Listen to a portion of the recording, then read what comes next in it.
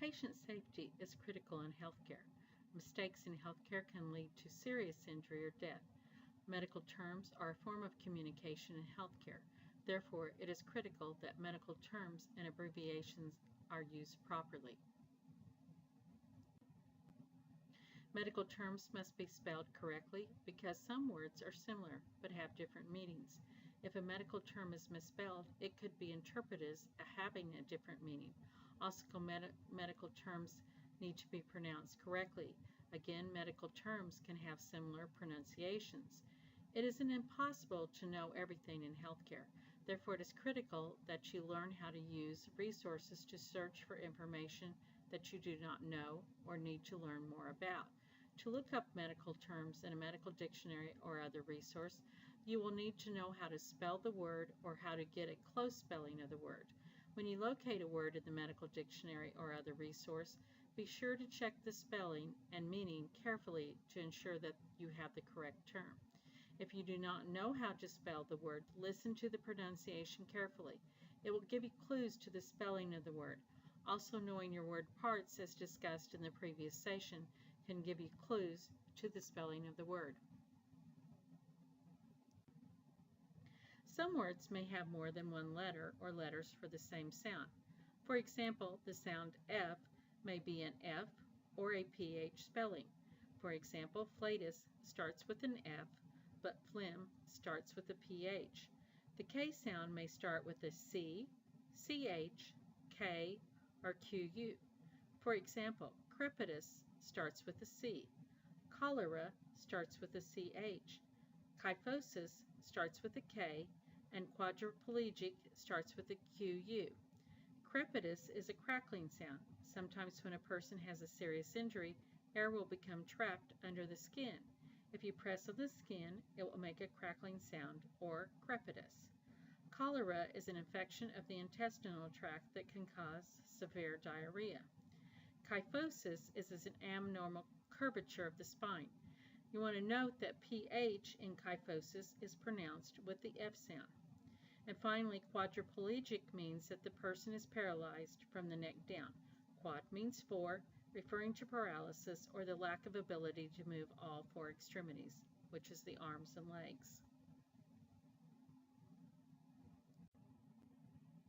When you're searching for categories and looking up terms, such as diseases or syndromes, it's recommended that you look for the term disease or syndrome first. For example, to look up cardiac or heart diseases, look for disease, cardiac. When the term has more than one word, you might look for the ending word or words first. The example in the book is congestive heart failure. You will likely find it listed in a medical dictionary as heart failure, congestive, because there are different types of heart failure. The internet can be an excellent resource when looking for medical terms and definitions, but you must be cautious. Select sites that you know are credible. Anyone can put information on the web. Look for sites that you know are reliable, resources such as the National Institute for Health. It is recommended that you look in multiple sites to see if you can get the same or similar answers at each site.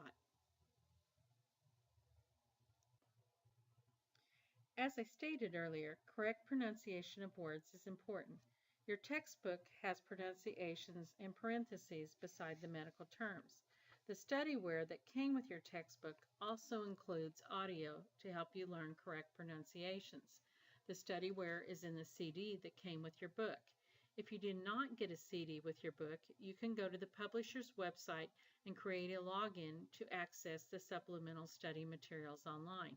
I posted the instructions for accessing the studyware materials online on the news feed on the homepage of the Medical Terminology course.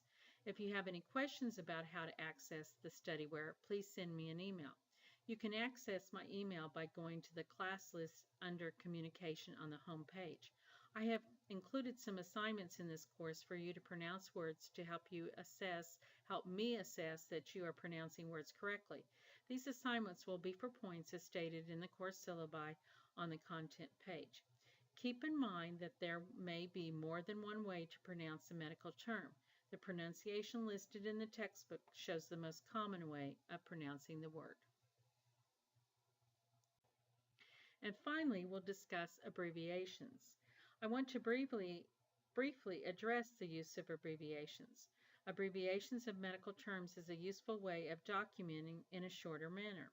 However, it is important that you only use approved abbreviations.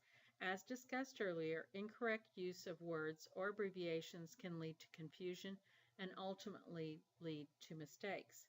Most clinical agencies, such as hospitals, doctors' offices, and clinics, have a list of accepted or approved abbreviations. You must follow the policy of the agency in using abbreviations for safe patient care. Appendix B of your textbook has a list of medical abbreviations, but again, only use those abbreviations approved by the agency where you work. If you do not know, ask.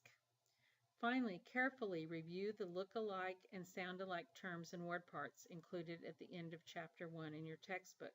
These are terms and word parts that frequently are confused because they are similar in spelling and/or pronunciation. So this is the end of the section on Chapter 1. Thank you.